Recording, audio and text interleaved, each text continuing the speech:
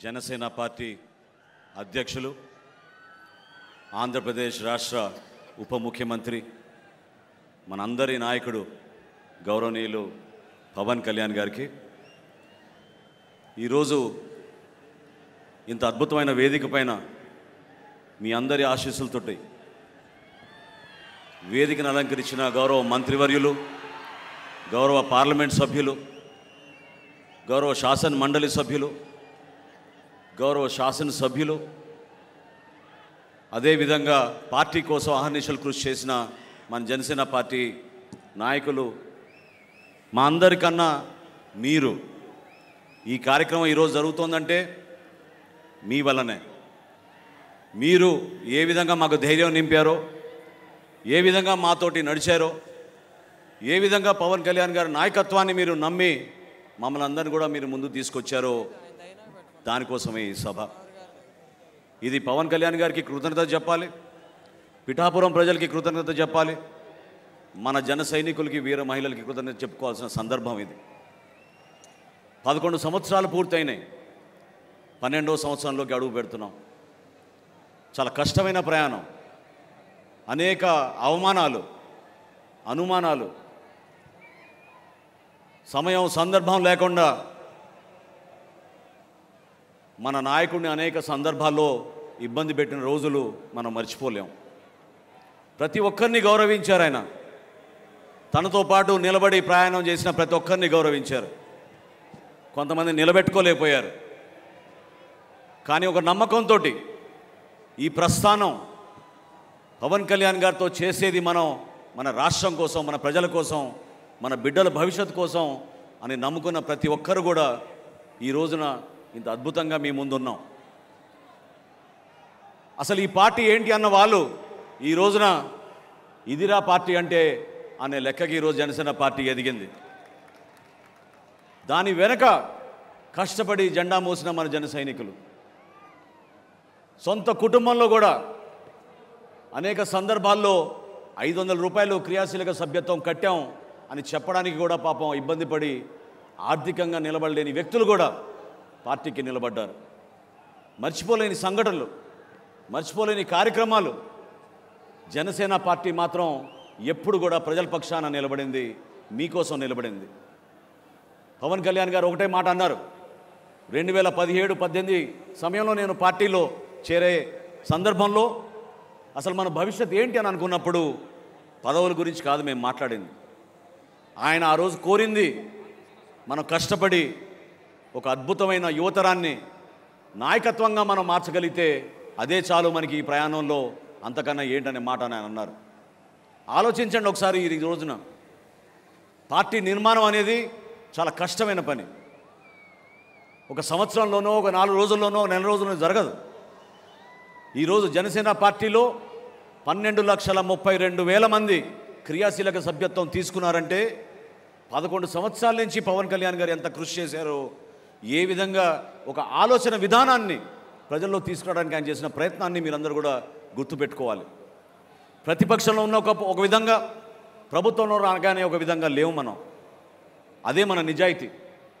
ప్రతిపక్షంలో ఉన్నప్పుడు రోడ్ల గురించి మనం పోరాటం చేశాం, రోడ్లపైన ఉన్న దుస్థితి గురించి పోరాటం చేశాం. గుడ్ మార్నింగ్ సీఎం సార్ అనే కార్యక్రమం ఎందుకు చేశాం? ప్రజలు పడుతున్న ఇబ్బందుల గురించి మనం ఆ రోజు మాట్లాడాం. ప్రభుత్వంలోకి రాగానే పవన్ కళ్యాణ్ గారు ఏ విధంగా పంచాయతీరాజ్ శాఖలో 3,300 కిలోమీటర్ల సిమెంట్ రోడ్ల నిర్మాణం కోసం ఒక అద్భుతమైన కార్యక్రమం చేశారో మీరు చూశారు. గిరిజన ప్రాంతాల్లో ఎవరు వెళ్ళని ప్రాంతాల్లో కూడా ఆయన పర్యటించి ఒక ధైర్యాన్ని నింపారు. మత్స్యకారుల సోదరుల కోసం గతంలో మనం చేసిన కార్యక్రమం ఈ సందర్భంగా మీ అందరికీ గుర్తు చేయాలి. కాకినాడ నుంచి నర్సాపురం వరకు మత్స్యకార భరోసా యాత్ర అనే నామకరణంతో అందరం కూడా నడిచి పవన్ కళ్యాణ్ గారి స్ఫూర్తితోటి ఆ రోజు జియో నంబర్ 217ని మనం వ్యతిరేకించాం. అధికారం కోల్పోయినా 2019లో అసలు మనకి భవిష్యత్తు ఉందా అని ప్రశ్నించిన రోజుల్లో 6 నెలల్లోనే మనం భవన నిర్మాణ కార్మికుల కోసం మనం వాళ్ళకి బలం ఇచ్చాం. పవన్ కళ్యాణ్ గారు ఆ రోజున విశాఖపట్నంలో లాంగ్ మార్చ్ కార్యక్రమం నిర్వహించినప్పుడు ఎక్కడి నుంచి వచ్చారో కానీ లక్షల్లో జనం వచ్చి ఆ రోజు ఆయనకి అండగా నిలబడ్డారు.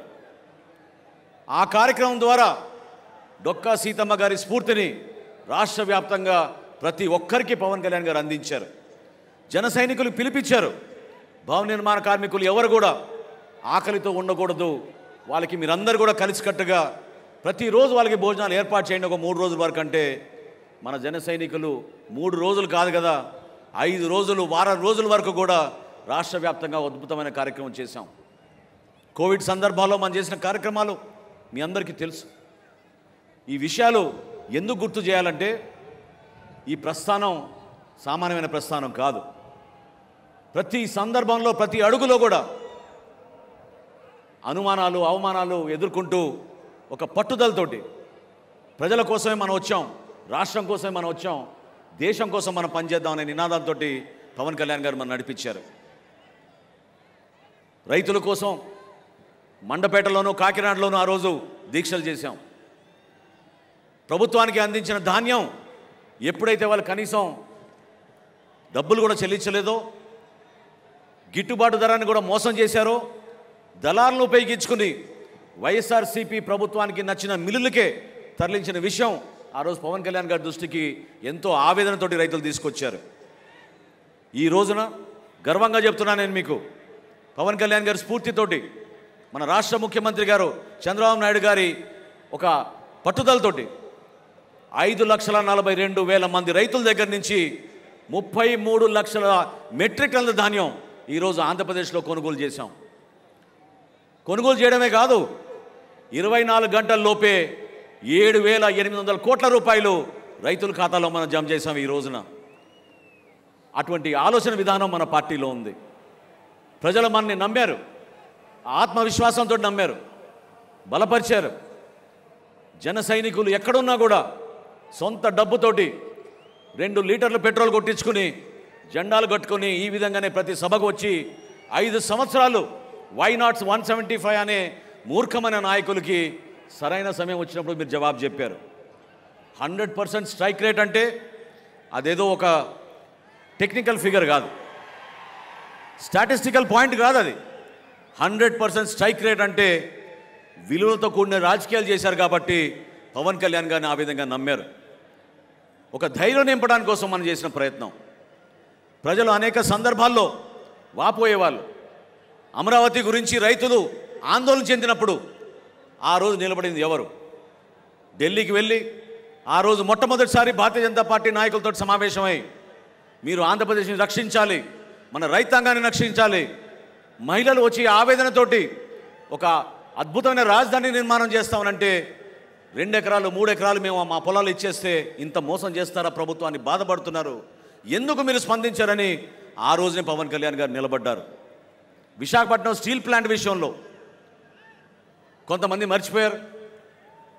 విశాఖపట్నం స్టీల్ ప్లాంట్ విషయంలో కేంద్రం ప్రకటించిన 5వ రోజున పవన్ కళ్యాణ్ గారు పార్లమెంట్కి వెళ్ళి అమిత్ షా గారితో చాలా బలంగా మాట్లాడి ఇది మా రాష్ట్రానికి గర్వకరమైన విషయం, దయచేసి మీరు విశాఖపట్నం స్టీల్ ప్లాంట్ని ఎట్టి పరిస్థితుల్లో కూడా ప్రైవేటీకరణ చేయకూడదని చెప్పి ఆ రోజు ఆయన బతిమలాడారు మన ప్రజల పక్షాన. ఆలోచించండి మనం ఏ విధంగా ముందుకెళ్ళాం. ఒక సీటు కోసమో ఒక పదవి కోసం కాదే. ఈరోజు రాష్ట్ర మంత్రివర్గంలో మీ తరఫున మేము ఉన్నామంటే అది కేవలం మీకు సేవలు అందించడానికి కోసం. మన జన సైనికుల్లో కూడా ఒక భావన రావాలి. మార్పు కోరారు మీరు, ఆ మార్పుని మనం నిలబెట్టుకోవాలి. కూటమి ప్రభుత్వం అన్నాక మన అందరికీ కూడా కొన్ని ఇబ్బందులు కష్టాలు ఉంటాయి, కానీ బాధ్యత కూడా మనకి పెరిగింది. ఇతర పార్టీలకు ఉన్న బాధ్యత కన్నా మన నాయకుడికి, మన పార్టీకి, మన జన సైనికులకి, మన నాయకులకి ఎక్కువగా ఉంటుంది. ఎందుకంటే ప్రతిపక్ష ఓటు చీలనివ్వను అని ఇప్పటంలో ఆయన ఆ రోజు ప్రతిజ్ఞ చేశారు. దానికి అనుగుణంగా మనం కష్టపడి పనిచేశాం. ఎవరు కూడా క్షేత్రస్థాయిలో దయచేసి మీరు చిన్న చిన్న విషయాల్లో గొడవపడి మన కూటమి ప్రభుత్వంలో Telugu Desam party, Janasena party, Bharatiya Janata party కలిసి మనం ముందుకెళ్ళాలి. మన రాష్ట్రాన్ని అంధకారంలో నెట్టారు గత 5 సంవత్సరాల్లో వైఎస్ఆర్సీపీ పాలకులు. ఇంత ఆర్థిక నష్టం ఎప్పుడూ జరగలేదు. కష్టకాలంలో ఉన్నాం, మీరు తోడుగా నిలబడండి. ప్రతి జిల్లాలో కూడా ఈ రోజున మన శాసనసభ్యులు ఉన్నారు, మన పార్లమెంట్ సభ్యులు ఉన్నారు మీకోసం.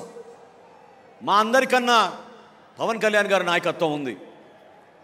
ఒక్కసారి మీరు ఆలోచించుకోండి. ఏ విధంగా ఈరోజు జన సైనికులు మహారాష్ట్ర నుంచి వచ్చారు ఇక్కడికి, ఏ విధంగా జన సైనికులు ఇక్కడికి కర్ణాటక నుంచి వచ్చారు ఇక్కడికి, ఏ విధంగా జన సైనికులు తమిళనాడు నుంచి వచ్చారు ఇక్కడికి, ఏ విధంగా జన సైనికులు కేరళ లాంటి రాష్ట్రానికి కూడా ఇక్కడికి వచ్చారు. నిజంగా ఎంతో ఆనందం కలిగించింది. ఈ సభ ద్వారా మీరందరూ కూడా ఆలోచించింది పవన్ కళ్యాణ్ గారి నాయకత్వం. రాబోయే రోజుల్లో ఆయన ఒక రాష్ట్రానికే కాదు దేశానికే ఉపయోగపడే విధంగా ఎదగాలి. దానికోసం మీ సహాయం మీ సహకారం ఎంతో అవసరం. నిలబడదాం ఈ ప్రయాణంలో. చిన్న చిన్న పొరపాట్లు చిన్న చిన్న సమస్యలు ప్రతి ఒక్కరికి ఉంటాయి. కానీ కూటమిలో మనందరం కూడా కలిసిమెలిసి ముందుకు తీసుకెళ్ళాలి. ప్రభుత్వంలో ఉన్నాం. ఈ రోజున మహిళల కోసం మనం సంక్షేమ కార్యక్రమాలు అనేక చేస్తున్నాం. సూపర్ 6లో ఇచ్చిన గ్యారంటీ దీపం పథకం ఆ రోజు ఇచ్చాపురంలో గౌరవ ముఖ్యమంత్రి గారు ప్రారంభిస్తే ద్వారకా తిరుమలలో మన రాష్ట్ర ఉప ముఖ్యమంత్రి పవన్ కళ్యాణ్ గారు ఆ రోజు దీపం పథకాన్ని ప్రారంభించారు. గర్వంగా చెప్తున్నా నేను, ఈరోజు 1 కోటి మందికి మనం ఉచితంగా గ్యాస్ కనెక్షన్ల ద్వారా దీపం పథకం ద్వారా మన గ్యాస్ సిలిండర్లు ఇచ్చాం. 800 కోట్ల రూపాయలు వెచ్చించాం. రాబోయే సంవత్సరంలో సంవత్సరానికి 3 గ్యాస్ సిలిండర్లు కూడా అందించబోతున్నాం. నిలబడాల్సిన అవసరం ఉంది. త్యాగాలు చేశాం, కష్టపడ్డాం. కానీ మీలో మాత్రం ఎక్కడ కూడా ఆ ధైర్యం కోల్పోబాకండి. పదవులు వస్తాయి, పదవులు పోతాయి. కొంతమందికి పదవులు రావచ్చు, కొంతమందికి పదవులు రాకపోవచ్చు. కానీ మీరు నిలబడింది పవన్ కళ్యాణ్ గారికి ఈ కష్టమైన ప్రస్థానంలో ఎప్పుడు ఎక్కడ ఏ సందర్భంలో సరే మేమున్నాం అన్నా మీతోటని నిలబడింది మన జన సైనికులు. వాళ్ళ గురించే మనం చేసుకునే ఈ సభ. ఆలోచిద్దాం. రాబోయే రోజుల్లో ఒక చక్కటి ప్రణాళిక పార్టీ నిర్మాణం చేసుకుందాం. ప్రభుత్వంలో మన భాగస్వాములుగా ఉన్నాం కాబట్టి ఏ కార్యక్రమమైనా సరే ఇది మన సొంతం అని మీరు భావించుకోవాలి. నేను మరొక్కసారి కోరుతున్నాను ఈ వేదిక ద్వారా మన జన సైనికుల్ని, వీర మహిళల్ని మీరు దయచేసి ప్రభుత్వ అధికారులతోటి మీరు కలిసి పనిచేయండి.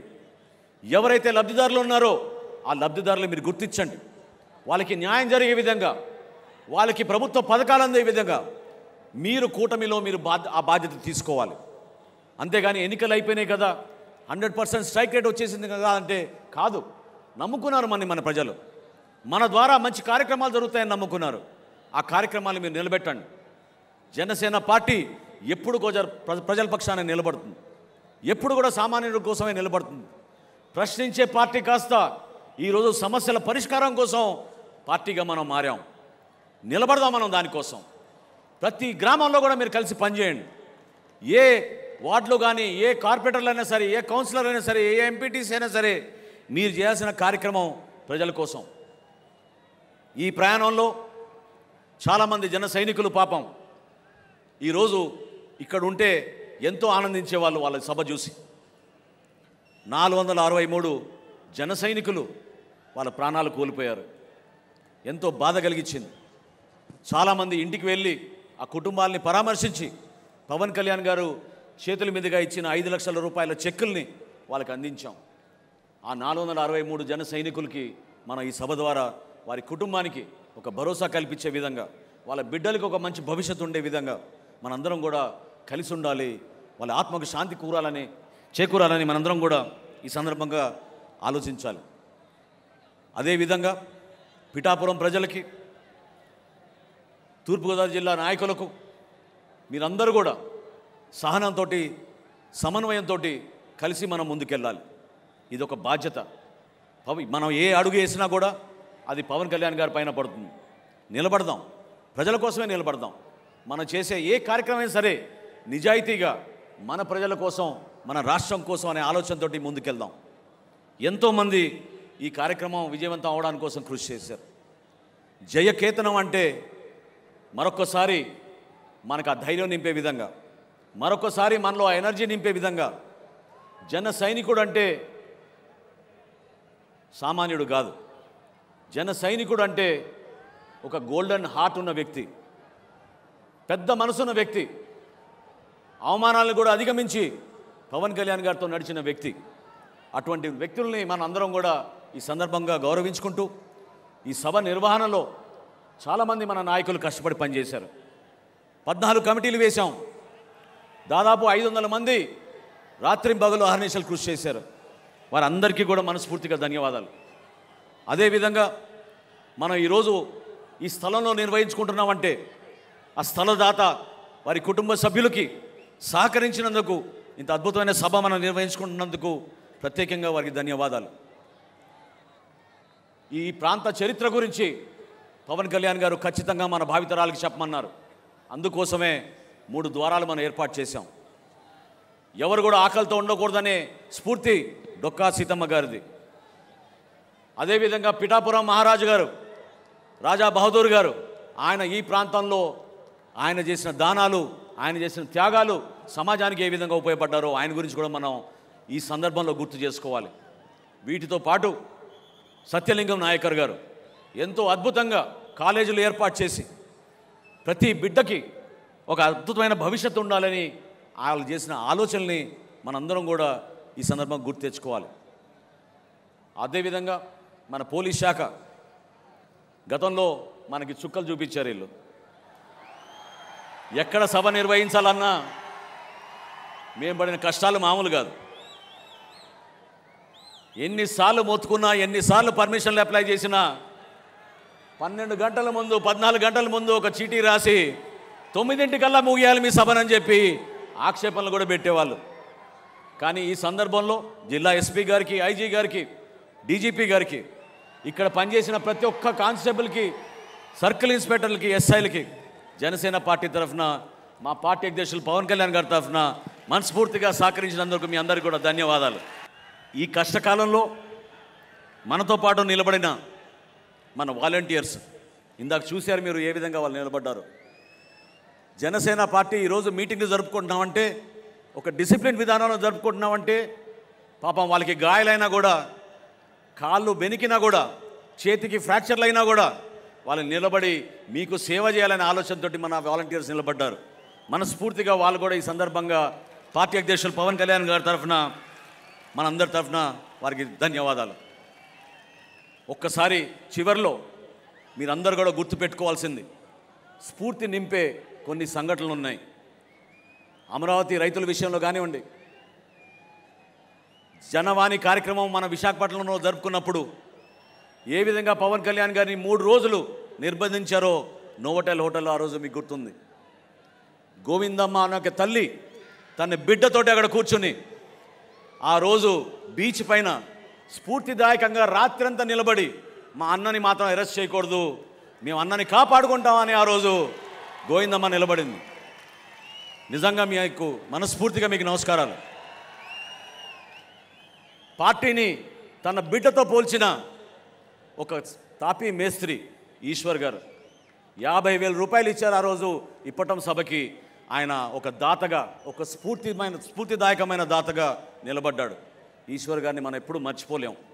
ఎందుకంటే పార్టీ ఇంత దూర ప్రయాణం చేయగలిగామంటే, నేను పవన్ కళ్యాణ్ గారితో పాటు ప్రతిరోజు నేను దాదాపు నడిచాను కాబట్టి నాకు తెలుసు. ప్రతిసారి సొంత డబ్బులు ఆయన ఇచ్చారు. పార్టీ కార్యక్రమం ఏదన్నా కూడా మన జన సైనికుల కోసం, చివరికి సభ్యత్వం విషయంలో కూడా పవన్ కళ్యాణ్ గారు నిధులు ఇచ్చేవాళ్ళు. కౌలు రైతులు ఆత్మహత్య చేసుకుంటే వాళ్ళ కుటుంబాలని ఆదుకోవడానికి 5 కోట్ల రూపాయలు విరాళం ఇచ్చిన ఏకైక నాయకుడు భారతదేశంలో పవన్ కళ్యాణ్ గారు. ఈ కార్యక్రమాలు మనం గుర్తుపెట్టుకోవాలి. అవే మనకి స్ఫూర్తినిచ్చినాయి. ఈ కార్యక్రమాల ద్వారానే మన పార్టీని మనం ముందు తీసుకెళ్దాం. 100% స్ట్రైక్ రేట్ అయిపోలేదు. 100% స్ట్రైక్ రేట్ రాబోయే స్థానిక సంస్థల ఎన్నికల్లో కూడా మనం అది తీసుకురావాలి. ప్రతి ఎంపీటీసీ గెలవాలి, ప్రతి జెడ్పీటీసీ గెలవాలి, ప్రతి కౌన్సిలర్ గెలవాలి. కూటమి విజయం సాధించే విధంగా మన అందరం కూడా మనస్ఫూర్తిగా చేయాలి. చివరిలో రేపటి రోజున పవన్ కళ్యాణ్ గారి కోరికది, మీరందరూ కూడా నిలబడతారని నేను ఆశిస్తున్నాను. రేపటి రోజున సభ ముగిసిన తర్వాత ఈ ప్రాంతం మొత్తం స్వచ్ఛ ఆంధ్రప్రదేశ్గా మనందరం కలిసికట్టుగా, ఏ రాజకీయ పార్టీ చేయని విధంగా మనం కార్యక్రమాల్లో పాల్గొని కేవలం చెత్తనే కాదు, ఫ్లెక్సీలు, జెండాలు, ఇతర పార్టీల జెండాలు కూడా గౌరవంగా తీయాలని పవన్ కళ్యాణ్ గారు చెప్పడం జరిగింది. దాన్ని మనం నిలబెట్టుకుందాం. పిఠాపురం ప్రజలకి మరొకసారి నేను మనస్ఫూర్తిగా ఒక అద్భుతమైన విజయం అందించినందుకు పవన్ కళ్యాణ్ గారిని ఈ విధంగా రాష్ట్రానికి ఉప ముఖ్యమంత్రిగా చేసినందుకు వారికి ప్రత్యేకంగా ధన్యవాదాలు తెలుపుతూ, కూటమి ప్రభుత్వంలో మనకున్న బాధ్యతని మీరు నిలబెట్టండి, కలిసి పనిచేద్దాం. ఈ జనసేన పార్టీ ప్రజల కోసం నిలబడుతుందని ఈ సందర్భంగా తెలుపుకుంటూ, నాకు ఈ అవకాశం కల్పించిన పార్టీ అధ్యక్షులు పవన్ కళ్యాణ్ గారికి మనస్ఫూర్తిగా ధన్యవాదాలు తెలుపుకుంటూ సెలవు తీసుకుంటున్నాను. జై జనసేన, జై జనసేన.